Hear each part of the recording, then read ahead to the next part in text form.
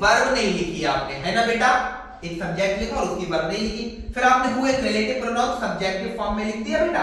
फिर आपने देखो हैव सिलेक्टेड लिखा है, ये वर्ब है और इस हैव सिलेक्टेड वर्ब की आपका सब्जेक्ट क्या है बेटा, ये वी है। ये वी हो गया, मतलब वी जो है बेटा वो हैव सिलेक्टेड वर्ब का सब्जेक्ट हो गया।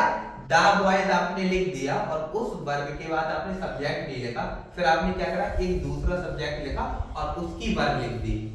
अगर कभी ऐसा हो बेटा कि किसी नाउन या प्रोनाउन को, किसी सब्जेक्ट को सेंटेंस की स्टार्टिंग में वर्ब नहीं मिलती है तो फिर कहां जाके मिलेगी, बिना वर्ब के तो एक सब्जेक्ट नहीं आ सकता।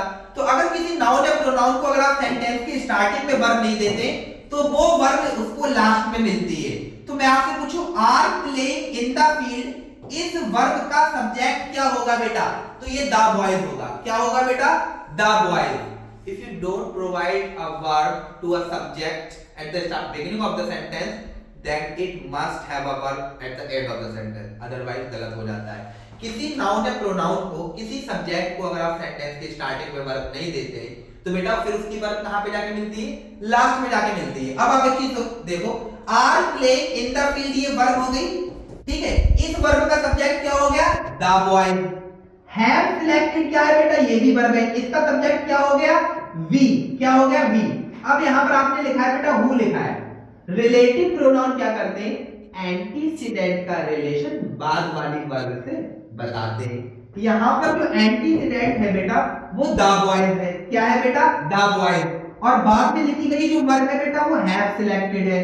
मैं आपसे पूछूं, the boys which is an antecedent, have selected which is a verb, के बीच में क्या रिलेशन है, तो आप बताएंगे कि द बॉयज हैव सिलेक्टेड के लिए बेटा ऑब्जेक्ट वाला काम कर रहा है। कौन सा वाला, ऑब्जेक्ट वाला। क्यों, क्योंकि इस हैव सिलेक्टेड का सब्जेक्ट तो आपने ऑलरेडी लिख दिया है। और आप देखो बेटा आपने सिलेक्ट किसको किया है, मतलब जो सिलेक्ट हुए हैं वो बॉयज किए गए हैं और सिलेक्ट किया किसने, वी ने।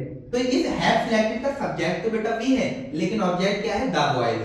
एंटीसीडेंट का रिलेशन बाद वाली वर्ब से कौन बताते हैं, रिलेटिव प्रोनाउन। या उसका उल्टा कहें कि रिलेटिव प्रोनाउन एंटीसीडेंट का रिलेशन बाद वाली वर्ब से बता देते हैं। अब बेटा यहाँ पर जो द बॉयज लिखा है ये एंटीसीडेंट है और बाद में जो वर्ब लिखी है हैव सिलेक्टेड, उसका ऑलरेडी सब्जेक्ट दिया हुआ है, ऑब्जेक्ट नहीं है। और ऑब्जेक्ट बन भी रहा है बेटा द बॉयज, तो आप यहाँ पर क्या लिखेंगे, हु लिखेंगे या हुम लिखेंगे, हर कोई बताएगा बेटा। ऐसा पिंक पेन तो नहीं है, ये ले लेते हैं, ठीक है। तो आप यहाँ पर क्या लिख देंगे, हुम। यहाँ पर क्या लिखेंगे बेटा, हुम लिख देंगे।